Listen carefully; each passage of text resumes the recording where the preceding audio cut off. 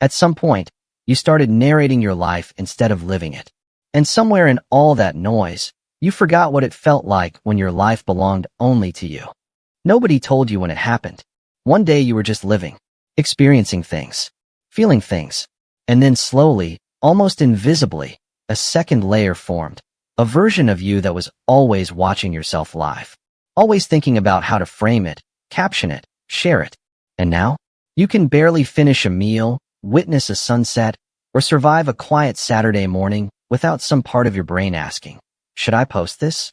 That's not a personality trait. That's a trained reflex. And it happens so gradually that most people never even notice the moment their inner life became an outer performance. But here's the thing nobody says out loud. The performance is costing you more than you think. There's research on this that genuinely changes how you think about your own behavior. When you share an experience, a win, a trip, a personal moment, before you've fully processed it yourself, something interesting happens neurologically. The external validation loop kicks in. Your brain gets its reward not from the experience itself, but from the response to the experience. Over time, that rewires things. You start needing the reaction to feel like the moment was real, like it counted, like it mattered. And any experience that goes unshared starts to feel slightly incomplete, like a story without an audience. Think about that for a second. You've started measuring the value of your own life by how many people witnessed it. That's not living. That's auditioning.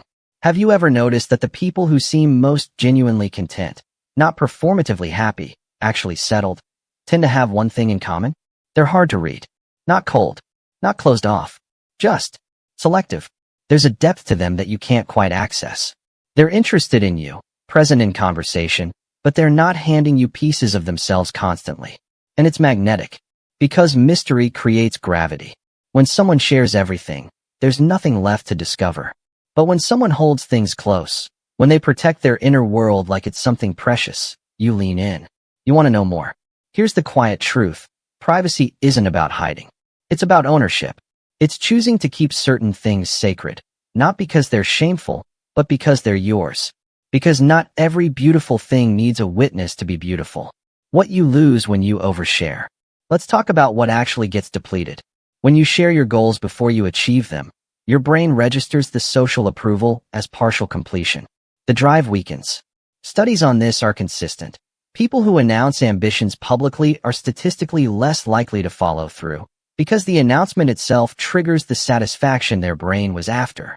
When you share your relationships, every moment, every trip, every milestone, you introduce a third presence. The audience. And the audience changes things. It's subtle. But the relationship starts performing for them too, whether you intend it or not. When you share your pain publicly before you've processed it privately, you skip the step that actually creates growth. You get sympathy instead of understanding, attention instead of insight, and slowly, without realizing it, you stop being able to sit with yourself. Every difficult emotion becomes content. Every breakthrough becomes a caption. And the inner world that was supposed to guide you gets outsourced to an algorithm. The radical act of disappearing. Here's something most people won't admit. Going quiet is one of the most disorienting things you can do to a world built on visibility. When you stop sharing everything, people notice. When you stop performing your life for an audience, something strange happens. The audience gets curious. The person who steps back from constant visibility becomes more interesting, not less. But that's not even the real reward. The real reward is the life that starts growing back in the space you created. When you stop documenting every experience, you start having them. Fully. Without commentary. Without distance. You eat the meal and it just tastes like food, not content. You take the trip and you're actually there, not behind glass, curating it for someone else's scroll. You feel things completely instead of immediately converting them into something shareable. That completeness, that presence, it becomes a kind of richness that no number of views can replicate. Not everything sacred stays sacred once it's public.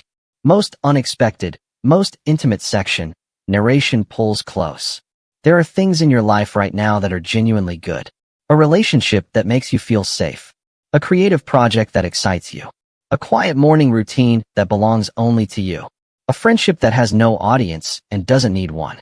Those things have a particular quality to them. A texture. A warmth that's hard to describe. Now think about what happens when those things get shared. The comments arrive, well-meaning, mostly harmless. And yet, something shifts. Suddenly, there are other people's perceptions layered onto something that used to be just yours. The relationship now exists in someone else's imagination too. The creative project now has expectations attached. The morning routine now has to perform. Sacredness is fragile. Not everything survives being seen. Some things are meant to stay between you and the specific people who earned access to them. That's not withholding. That's protecting what's irreplaceable. The payoff, what a private life actually feels like. Imagine living in a way where most of your best moments are known only to you. Where your wins are felt, not announced. Where your grief is processed, not performed. Where your relationships have a room that no one else can enter. And in that room, they get to be completely real. Imagine not needing anyone's reaction to confirm that your life has meaning. That's what a private life actually is. Not isolation. Not secrecy. Not disappearing from people. It's building a world that exists for you first. Where your inner life is so full, so protected, so genuinely yours, that you don't need to broadcast it to believe in it. And here's the quiet paradox at the center of all of this.